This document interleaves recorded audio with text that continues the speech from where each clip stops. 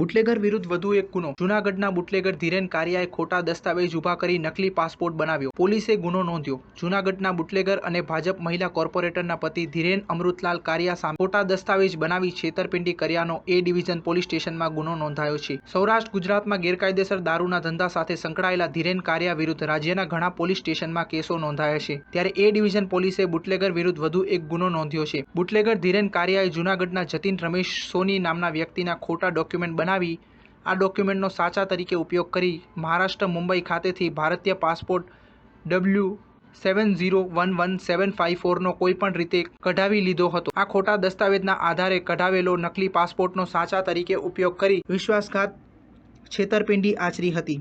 જે મામલે એ division PI વી.જે. સાવજ ને પીએસઆઈ OI સિદ્ધિ દ્વારા ઊંડાણપૂર્વક તપાસ હાથ ધરવામાં આવી હતી.